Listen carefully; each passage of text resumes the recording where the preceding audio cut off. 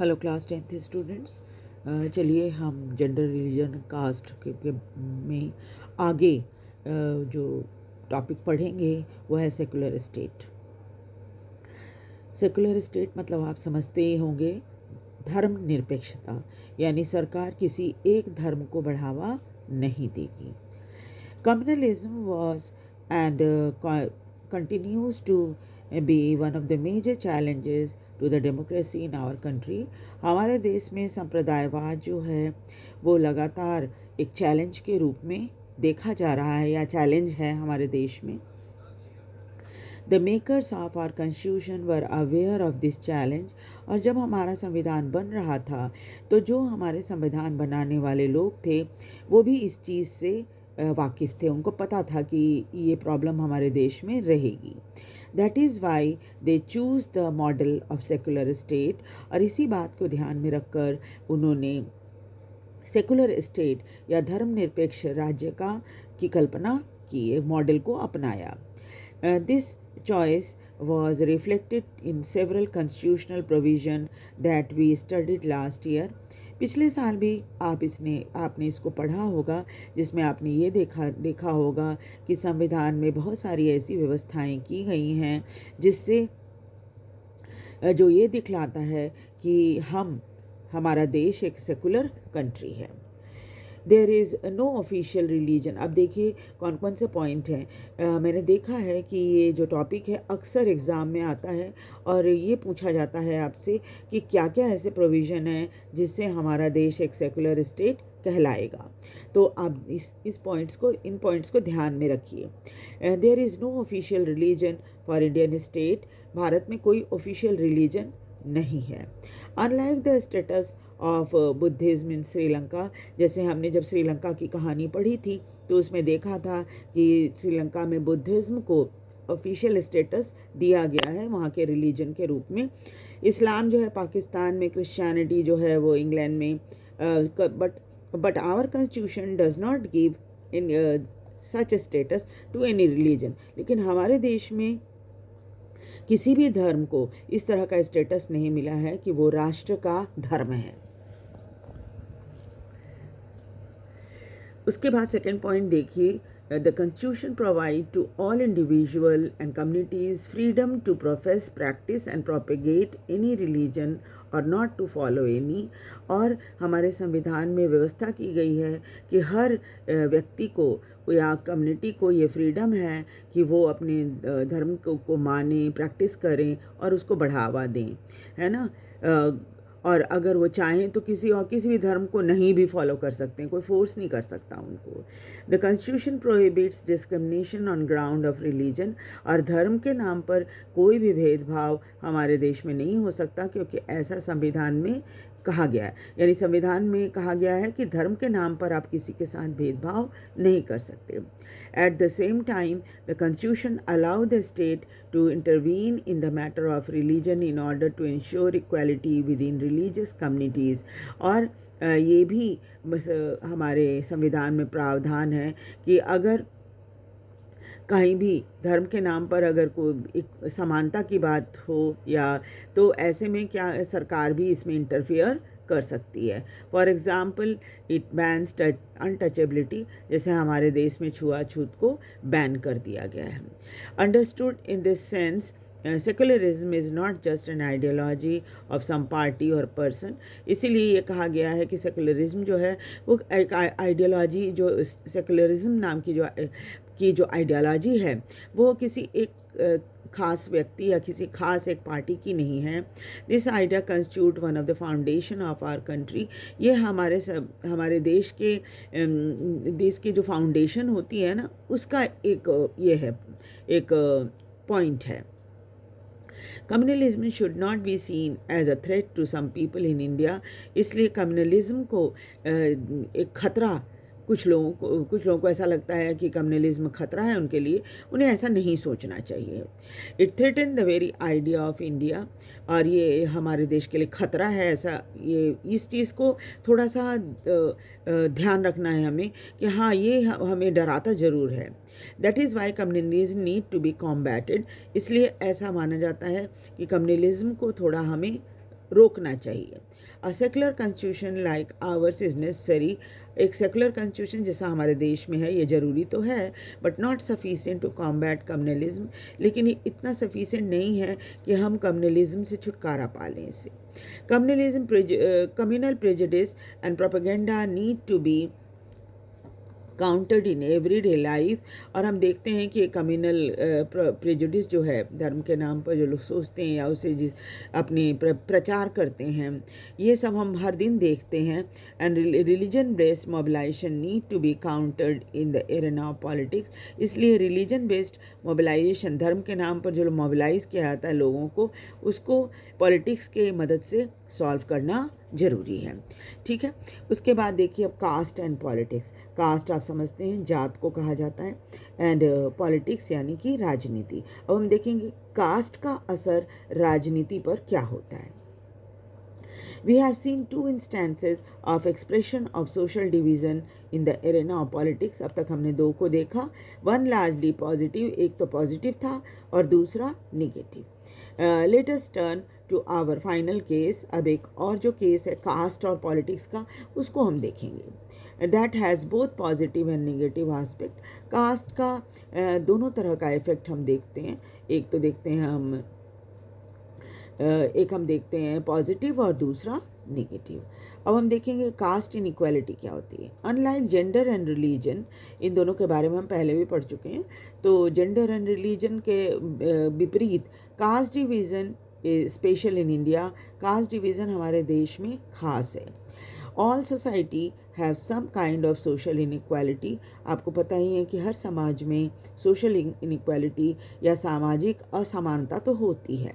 Some form of division of labour, साथ ही साथ क्या है, डिवीजन ऑफ लेबर होता है, यानी कि पारंपरिक रूप से कोई व्यक्ति कुछ काम करता है, कोई कुछ काम करता है। In some society occupation are passed from one generation to another. और कई समाज में तो जो काम है वो एक जनरेशन से दूसरे जनरेशन तक चला जाता है।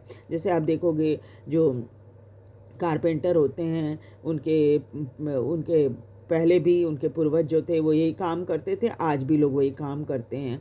आप देखोगे जो ये होता है मोची होते हैं, उनको देखो कि वो पहले भी वही काम करते थे, उनके बाप दादा, और फिर वो भी सेम काम को कर रहे हैं। इसी तरह से बहुत सारे ऐसे, जैसे पॉटर होते हैं, वो लोग भी पॉटरी का काम उनके पहले पेरेंट्स वगैरह फादर किया करते थे, वो आज भी उसी प्रोफेशन में हैं। इसलिए एक जनरेशन से दूसरी जनरेशन तक ये ऑक्यूपेशन जो है चला आ रहा है। Caste system is an extreme form of this. और कास्ट सिस्टम तो इसका एक्सट्रीम फॉर्म है, यानी कि जाति के नाम पर जो इस काम को ज़बरदस्ती किसी को करने के लिए कहा जाता है, तो एकदम एक्सट्रीम हम समझते हैं इसको। जैसे क्या है कि अगर आप मोची का काम करते हैं, लेकिन कोई बच्चा ऐसा है परिवार में जो पढ़ना लिखना चाहता है, कोई दूसरा प्रोफेशन अपनाना चाहता है, तो वो अपना सकते हैं, उसको फोर्स नहीं कर सकते आप कितनी ही तुम्हारे ख़ानदानी काम जो है वो मोची का ही है तो तुम इसी को करो, ऐसा नहीं कर सकते हम। लेकिन ये देखा जाता है कि एक्सट्रीम फॉर्म इसका है। What makes it different from other societies that in this system hereditary occupational division are sanctioned by rituals। असल में क्या है प्रॉब्लम इसके साथ ये होती है कि बहुत सारे समाज में एक रिचुअल की तरह हेरिडिटरी ऑक्यूपेशनल को एक जनरेशन से दूसरे जनरेशन को दे दिया जाता है। Members of the same caste group were supposed to form social community that practiced the same or similar occupation, married within the caste group, and did not eat with members of other caste group। अक्सर ये भी देखा जाता है कि ये जो एक ही कास्ट ग्रुप के मेंबर्स होते हैं ना, उनकी खास सोशल कम्युनिटी होती है, और उसके बाद क्या है वो एक ही तरह की ऑक्यूपेशन अपनाते हैं, विवाह भी एक ही कास्ट में उसी ग्रुप में करते हैं, और दूसरे समाज के दूसरे कास्ट के साथ उठना बैठना या खाना पीना उनका नहीं होता। Caste system was based on exclusion of discrimination against outcast group. इसलिए कास्ट सिस्टम क्या करता है, इस बात के ऊपर इस बात को दिखाता है कि एक तो भेदभाव होती है, दूसरी किसी किसी को हम आउटकास्ट मान लेते हैं कि नहीं ये तो हमारी जात का है ही नहीं, है ना। ख़ास तौर पे जहाँ पर ऊंच नीच का, जाति के नाम पर ऊंच नीच का भेदभाव होता है, वहाँ ये चीज़ ज़्यादा दिखाई देती है। They were subjected to inhuman practice of untouchability, इनके साथ छुआछूत की जाती है, about which you have studied in class 9 के चैप्टर में भी आपने ये बात पढ़ी होगी। That is why political leaders and social reformer like Jyotiba Phule, Gandhi ji, B.R. Ambedkar and P.R. Ramaswami Iyer, yes हाँ मैं कह रही थी कि ये P.R. रामास्वामी नायकर है, मैंने अय्यर बोल दिया था, advocated and work to establish a society in which caste inequality are absent. इसलिए इन लोगों ने यानी B.R. अम्बेडकर, गांधी जी, रामास्वामी नायकर, इन लोगों ने ये इस चीज़ को बढ़ावा दिया, वकालत की इसकी, और ये कल्पना की कि एक ऐसा समाज होगा जहाँ पर कास्ट के नाम पर जो असमानता होती है वो नहीं रहेगी। Partly due to their effort, कुछ उनके प्रयास के कारण, partly due to some socio economic changes, और कुछ सामाजिक आर्थिक जो बदलाव आया है अब हमारे समाज में। Caste and caste system in modern India had undergone great change. इसलिए देखा जाता है आजकल कि कास्ट और कास्ट सिस्टम जो है अब मॉडर्न इंडिया में बहुत बदल गया है। विथ इकोनॉमिक डेवलपमेंट, अब हमारे देश में इकोनॉमिक डेवलपमेंट हो रही है, लार्ज स्केल अर्बनाइजेशन, शहरीकरण बहुत ज़्यादा हो रहा है, ग्रोथ ऑफ लिटरेसी, लोग पढ़े लिखे हुए हो रहे हैं, एंड एजुकेशन, शिक्षित हो रहे हैं, ऑक्यूपेशनल मोबिलिटी, काम की वजह से लोग अपने शहर गांव को छोड़कर दूसरे जगहों पे जा रहे हैं, and the weakening of the position of landlord in villages, गांव में अब जो पहले ज़मींदारी प्रथा थी वो अब कमज़ोर हो रही है, ख़त्म हो रही है। The old notion of caste hierarchy was breaking down. यही कारण है कि कास्ट हायरार्की जो एक ऊंच नीच का बना हुआ था भाव, वो अब धीरे धीरे करके ख़त्म हो रहा है। Now, most of the time in urban area, it does not matter much who is walking along next to us on the street or eating at the next table in the restaurant। और यही कारण है कि बड़े शहरों में अक्सर ये ध्यान देखा जाता है कि हम कभी भी ध्यान नहीं देते कि हमारे साथ कौन चल रहा है, या गाड़ी में कौन बैठा है, या फिर कि हम जब रेस्टोरेंट में खा रहे हैं तो हमारे बगल की टेबल पे कौन बैठकर खा रहा है, हम कभी नहीं पूछते ये सब चीज़ें। The constitution of India prohibited any caste based discrimination. हमारे संविधान में भी जाति के नाम पर जो भेदभाव होता है उसको मना किया गया है। Led the foundation of policies to reverse the injustice of the caste system. यही कारण है कि संविधान में जो व्यवस्था की गई है कि आप ऐसी पॉलिसी बनाई जाएगी जिससे कास्ट इनजस्टिस जो हो रहा है वो ख़त्म कर दिया जाए। If a person who lived a century ago were to return in India, she would be greatly surprised at the change that has come about in the country। और आज से 100 साल पहले जो लोग रह रहे थे यहाँ भारत में, वो अगर दोबारा जिंदा हो जाएं और आ जाएं तो वो बड़े सरप्राइज़ होंगे ये देखकर कि कास्ट के नाम पर कितना बदलाव हमारे देश में आ गया है। Yet caste has not disappeared from contemporary India। और जैसा कि आप जानते हैं कि ये तो एक सोशल चेंज है, यानी कि सामाजिक बदलाव है, तुरंत तो ख़त्म नहीं होता, लेकिन हाँ आज भी इसी वजह से आज भी देखा जाता है कि पूरी तरह से ये गायब नहीं हुआ है। Some of the older aspect of caste है परसिस्टेड। अभी भी पुरानी जो सोच है कास्ट के नाम पर वो अभी भी है। Even now most people marry within their own caste और ट्राइब। आज भी लोग अपनी ही जाति के अंदर या अपनी ही ट्राइब के अंदर विवाह करना पसंद करते हैं। Untouchability has not ended completely. छुआछूत अभी भी पूरी तरह से ख़त्म नहीं हुआ है डिस्पाइट कॉन्स्टिट्यूशनल प्रोविज़न। हालांकि संविधान में बहुत सारी ऐसी व्यवस्था कर दी गई है कि आप छुआछूत नहीं कर सकते, लेकिन अभी भी पूरी तरह से वो ख़त्म नहीं हुआ है। Effect of centuries of advantage and disadvantage continue to be felt today. जो कई शताब्दियों से चली आ रही जो व्यवस्था थी जिसमें कुछ अच्छाइयाँ थी कुछ बुराइयाँ थी, आज भी हम उसको अनुभव कर सकते हैं।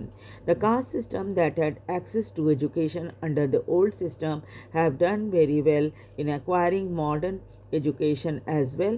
कास्ट सिस्टम में पहले क्या था, उनको पढ़ने लिखने के लिए अलाउ नहीं किया जाता था, लेकिन अब कुछ ऐसी व्यवस्था हो गई है जिसके कारण वो अब थोड़े पढ़े लिखे हुए हो गए हैं। Those group that did not have an access to education were prohibited from acquiring it have naturally lagged behind। अब चूंकि 100 सालों तक उनको पढ़ने लिखने नहीं दिया गया, अब उनको पढ़ने लिखने दिया जा रहा है, तो स्वाभाविक है अब उनका पिछड़ापन जो है वो धीरे धीरे करके ही ख़त्म होगा। That is why there is a disproportionately large presence of upper caste among the urban middle classes in our country। यही कारण है कि अभी भी बड़े शहरों में अपर कास्ट के लोग ही ज़्यादा दिखाई पड़ते हैं। Caste continue be closely linked with economic status, और ये हमारे इकोनॉमिक स्टेटस से भी जुड़ा हुआ है। तो नेक्स्ट क्लास में हम कास्ट इन पॉलिटिक्स पढ़ेंगे। आपको ये वीडियो कैसा लग रहा है? आप ध्यान से देख रहे हैं ना इन वीडियो को, क्योंकि अब ज़्यादा समय नहीं रहा आपके बोर्ड एग्ज़ाम के लिए। समय निकाल कर बीच बीच में ये वीडियो देखिए और अपने क्वेश्चंस को सॉल्व करने की कोशिश कीजिए, समझने की चैप्टर को कोशिश कीजिए, क्योंकि जब आप चैप्टर समझ जाएंगे तो आपको कहीं से भी प्रश्न पूछा जाए आप उसका जवाब आसानी से दे पाएंगे। वीडियो को एक बार नहीं कई बार देखिए ताकि आपको चैप्टर अच्छे से समझ आए, और साथ ही साथ कमेंट भी कीजिए कि आप और क्या चाहते हैं इसमें, चैप्टर से संबंधित कोई भी बात जो आप चाहते हैं कि बताएं, तो आप इसमें कमेंट सेक्शन में लिख सकते हैं। इसको वीडियो को लाइक और सब्सक्राइब ज़रूर कीजिए, और आगे भी मैं जैसे ही ये चैप्टर ख़त्म होगा वैसे ही मैं इसके MCQ भी बना के डाल दूँगी। अभी हिस्ट्री का चैप्टर ख़त्म किया है मैंने, तो हम आगे दूसरा चैप्टर जो है वो स्टार्ट करने वाले हैं, और चैप्टर के साथ साथ मैं MCQ भी पिछले चैप्टर का जो नेशनलिज्म इन इंडिया चैप्टर मैंने आपको पढ़ा दिया है उसके MCQ जल्दी ही डाल दूँगी। Thank you very much.